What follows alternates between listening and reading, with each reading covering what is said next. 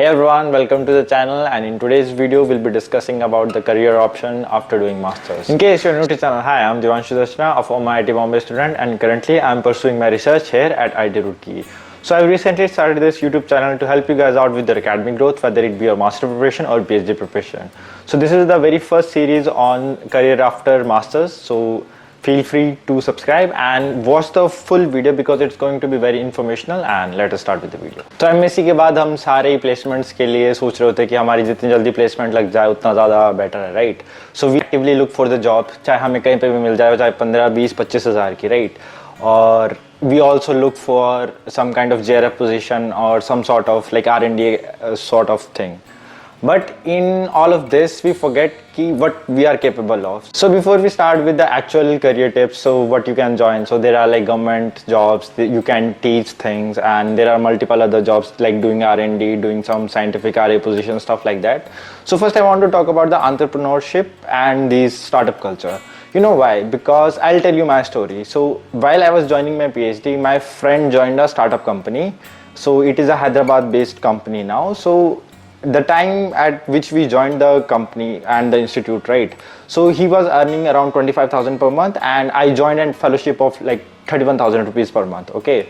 So now after 3 years, when I recently met him, so I asked like, what salary are you taking in?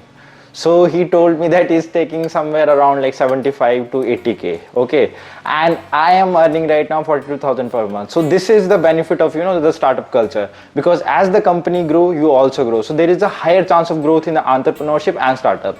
But there's also a downside of it, because not every startup grows, right? So you should actively look for the startups that are actively recruiting and who has the higher chance of the growth, okay? And how do you do that, we'll talk about in this video later. So let us start with the career options. So okay, जब हम बात करते हैं career options की, so we actively look for the government job because that has much more security as opposed to the private jobs, right? So for the masters, what I can recommend is that you can go behind the R&D, specifically जिस तरह bark हो गया, DRDO हो गया, CSIR हो गया, ये काफ़ी सारी पोजीशन निकालते हैं. फॉर एग्जांपल DRDO जो है वो फिजिक्स, केमिस्ट्री, बायोलॉजी और बाकी जितने भी इंजीनियर्स हैं, for example even software engineers के लिए वो बहुत सारी ऐसी पोजीशन निकालते हैं जिसके लिए वो ज्वाइन कर सकते हैं as a scientific position. So you can always do that. Also you can join any lab जो बहुत एक्टिवली रिक्रूट करिए, जिस तरह साइंटिफिक पोजीशन हो गया कि किसी लैब में कोई टेक्निकल वर्क करना है या फिर कोई किसी पर्टिकुलर प्रोजेक्ट को आपको बढ़ाना है, तो उस केस में भी बहुत सारे प्रोफेसर जो हैं, बहुत सारे इंस्टीट्यूट जो हैं, वो बहुत सारी ऐसे पोजीशन निकालते हैं. These might be temporary in some cases, but in many of the cases these are permanent jobs.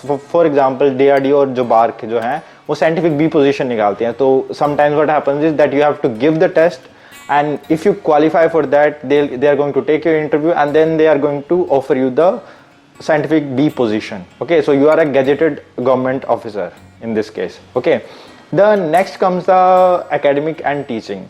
So if you have just done your MSc and if you want to teach at some place, right, so the best bet you can go for are the private colleges. You know why? Because there you might not need the JRF or the any other national level exam. But if you want to teach in any government institute, so for example government colleges are there and many other like central institutes are there. If you want to teach there, so you need some sort of national level exam. So for example NET JRF is there, so there is a specific option there, the LS, so lecturership. तो उसकी basis पे आप किसी भी government college में जाकर के आप as a assistant professor join कर सकते हो. Okay, and this is for everyone कि अगर आप किसी भी इंडस्ट्री में जाना चाह रहे हो, फॉर एग्जांपल फिजिक्स वाले जो हैं they can apply for the optical physicist or radio physicist in hospital. And for biotech people, you can join any pharma or the biopharma industry or agriculture biotechnology company so that you can actually contribute there. So based on your theoretical knowledge or your practical knowledge, they are going to train you and they are going to recruit you. And there are also many environmental biotech friendly companies are coming up, and there's a high scope of biotechnology in upcoming 10 years. So the current market valuation of the biotechnology company is around $100 billion, and by the next 10 years it is going to cross 150 and to $100 billion. So it is going to be, very high chance that you're going to get jobs, because before COVID, right, biotechnology companies were not that active. But after this COVID scenario, so we biotechnologists got like many chances to grow ourselves. So this is one of the scenario where you can apply, and tata bye bye. सो चाहे आप biotechnology से हो, चाहे आप chemistry से हो या physics से हो, so there are multinational companies for every field. So for example biotech के लिए आपके पास बायोटेक्नोलॉजिकल इंडस्ट्रीज है, केमिस्ट्री के लिए आपके पास मल्टीपल केमिकल इंडस्ट्रीज है, एंड फिजिक्स के लिए आपके पास ऑप्शन ही ऑप्शन है. फॉर एग्जांपल थ्योरेटिकल फिजिसिस्ट आप बन सकते हो, आप फिजिसिस्ट बन सकते हो, आप न्यूक्लियर फिजिसिस्ट बन सकते हो, आप एक्सपेरिमेंटल फिजिक्स में जा सकते हो. There is like ton of option in DRDO, ISRO and stuff like that, right. So options की कमी नहीं है, बस only thing that you have look for कि कब ये लोग पोजीशन निकाल रहे हैं, and you have to be very active. Okay, and for example जो बायोटेक लोगों के लिए, so there are agricultural biotechnology जो बहुत ज़्यादा बूम कर रहा है, एनवायरमेंटल बायोटेक्नोलॉजी जो बहुत ज़्यादा बूम कर रहा है इस टाइम पे. क्यों? क्योंकि बहुत ज़्यादा पोल्यूशन बढ़ रहा है, तो हमको पोल्यूशन से मिटिगेट करने के लिए हमको कोई ना कोई टेक्निक से, तो उसके लिए एनवायरमेंटल बायोटेक बहुत ज़्यादा इन बूम है. आपके क्रॉप्स की कमी हो रही है, इसलिए एग्रीकल्चर बायोटेक्नोलॉजी को बहुत ज़्यादा ज़रूरत है लोगों की. And in any scenario what happens is कि हम एज ए MSc स्टूडेंट हम बहुत ज़्यादा प्रेशर लेने लग पड़ते हैं कि वेदर और not companies are going to take us. क्यों? क्योंकि हमारे पास ना एक्सपीरियंस है, ना we have the practical knowledge.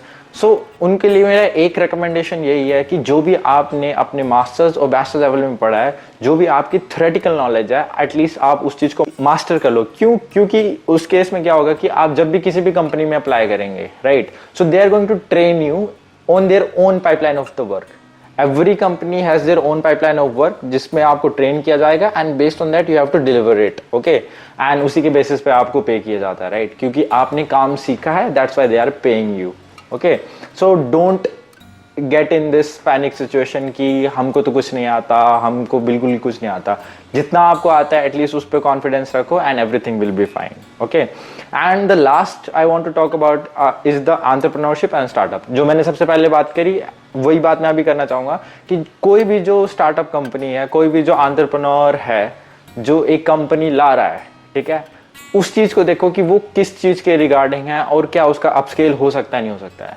ये थोड़ा दिमाग आप लोगों को खुद लगाना पड़ेगा. क्यों? क्योंकि again you have to join the job, not me, right. तो इसलिए आपको खुद की एक तो रिसर्च करनी पड़ेगी, एंड सेकंड थिंग उसका आपको स्कोप देखना पड़ेगा कि उसका कितना ज़्यादा स्कोप है इन अपकमिंग 5 years. ठीक है, मैं ज़्यादा लंबे समय का तो नहीं बोलूँगा, लेकिन एटलीस्ट नेक्स्ट 5 साल के लिए देखो. अगर आपको 5 साल के बाद अगर जॉब चेंज भी करनी हो, so that you will be ready for it, right. तो how do you do that? Okay, तो मेरे जो कुछ क्राइटेरिया, कुछ शॉर्ट लिस्टिंग, जो मतलब अगर मुझे कोई स्टार्टअप ज्वाइन करना भी होगा, सबसे पहले बात कि वो इंक्यूबेशन सेंटर से फंडेड होना चाहिए. अब इंक्यूबेशन सेंटर्स क्या होते हैं कि फॉर एग्जांपल कोई भी इंस्टीट्यूट है that give some money to the entrepreneurship और द स्टार्टअप. ओके, सो इससे क्या होता है कि दे हैव इनिशियल फंडिंग. अब इनिशियल फंडिंग इसलिए इंपॉर्टेंट होती है कि अगर आप कोई काम स्टार्ट कर रहे हो, आपके पास पैसा होना चाहिए so that you can actually work and bring some more and more money, right. So सबसे पहली बात, इंक्यूबेशन सेंटर फंडेड होना चाहिए. एंड सेकंड थिंग इज वो किसी इंस्टीट्यूट का इंक्यूबेशन सेंटर होना चाहिए. क्यों? क्योंकि वो फंडिंग हमेशा कंटिन्यूस रहेगी. Even if they do not have the money, institute will always provide them so that you do not get out of the job. Okay, so for example CSIR, DRDO, IITs and IICs, they have multiple incubation center and they have multiple startups. वो हर एक field के लिए है. चाहे आप astro में देखना चाहोगे, चाहे आप एरोस्पेस इंजीनियरिंग में देखना चाहोगे, या फिर आप किसी भी बायोटेक, केमिस्ट्री, फिजिक्स, या कोई भी आप किसी भी फील्ड से हो, अगर आप किसी भी ऐसे स्टार्टअप में ज्वाइन करना चाहते हो, so these are the best companies जो अपनी बहुत सारी पोजीशन निकालती भी हैं एंड दे ऑफर्स जॉब. इनकी जॉब स्टार्टिंग में they might give you a very less salary. You can start from 25,000, but eventually as the company will grow, you are also going to grow. जितनी growth आपके entrepreneurship और startup में होती है, उतनी growth मैं बता रहा हूँ कहीं पे भी नहीं होती है. क्यों? क्योंकि you look for any company, any good company which are established, such as biopharma industry is there. For example, Sun Pharma is there, right? So Sun Pharma offers fresher 25,000 rupees salary, and the same salary is being offered by the startup company. So But in the startup, there is a much higher scope of your growth as opposed to the already established company. So make sure you go behind. जिस तरह मैंने आपको example दे दिया, my friend started from 25,000, now he's earning around 80k, right? So it is a 3 time difference now, 3 to 3.5 time difference. So this matters a lot. क्यों? क्योंकि maximum जो आपका appraisal होता है that is 10 to 20%. Okay, लेकिन just 3 times of your initial salary is a very high probability of the salary which comes. ठीक है, ये सिर्फ स्टार्टअप में होता है. अगर आप किसी और कंपनी में जाओगे आपको इतना पैसा नहीं दिया जाएगा जहाँ पे बिल्कुल ही आपकी सैलरी 3 गुना कर दी है. So as the company is going to grow, you are going to grow. So make sure you look for the entrepreneurship and startups, and you look for these criteria which I just said, and you'll be fine. So if you have any query, anything regarding all of this, so you can always comment. And thank you for your patience listening, and I hope it adds something of value there. Thank you, and subscribe.